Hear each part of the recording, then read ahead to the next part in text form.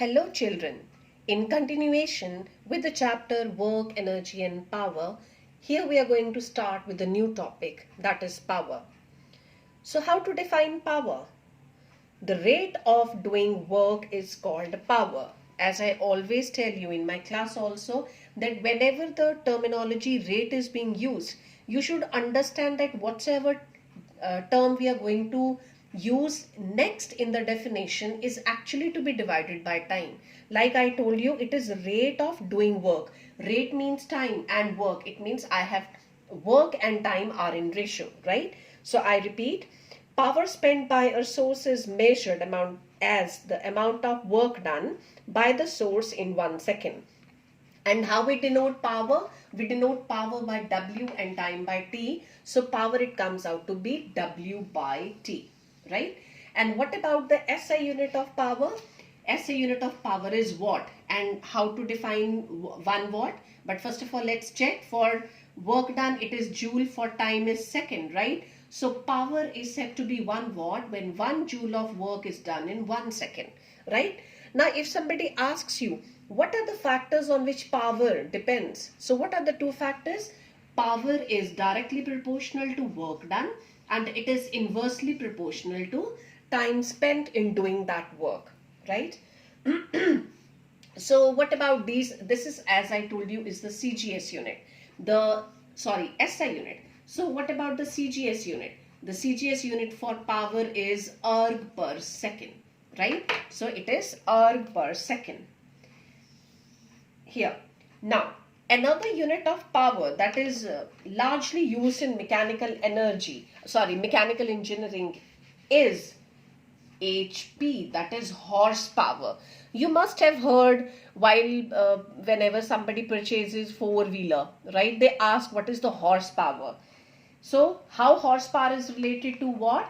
1 horsepower is equal to 746 watt. And children, you remember that you have to mug up this value because sometimes they ask you as a question, what is the relationship between horsepower and watt? How are they related to each other? So this is what you are going to write, that 1 horsepower is equal to 746 watt. Okay. And suppose they ask you to write it in kilowatt, then it means when I say kilowatt, you are going to divide it by 1000. So it will come out to be 0.746 kilowatt.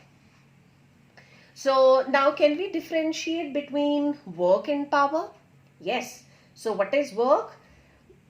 Whenever they ask you differentiation question, you always remember that the question related to differentiation is to be attempted in a tabular form, right? And whenever they are asking you the two quantities, just remember the first difference should always be definition. Second one, if you have any unit related to it, and third one on the factors that it depends, and fourth could be the example, right?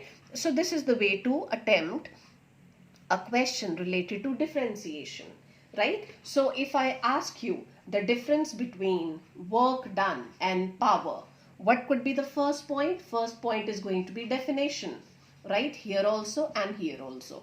So what is work? Work is said to be done when on application of force there is displacement in the body in the direction of force. What is power? Rate of doing work is said to be power, right? So what are the two factors on which work depends? It depends upon force and displacement, right? And in case of power, it depends upon work done and time. But indirectly, work done depends upon force and displacement. So you can say it depends upon force, displacement and time, right? And what is the third? Third can be SI units. What is the SI unit of work done? It is joule, whereas the SI unit of power is watt, right? So these are the differences between work and power. So in my next video, I'll be talking about again a small topic, that is energy. So again, we'll be talking what is the difference between energy and power, or it may be energy and work even, right? Is there any difference between work and energy? So let's find out in our next video, right? Thank you for watching, kids, and just stay tuned to the videos of the chapters that you're going to have in your syllabus. Thank you all of you. Bye-bye. Take care.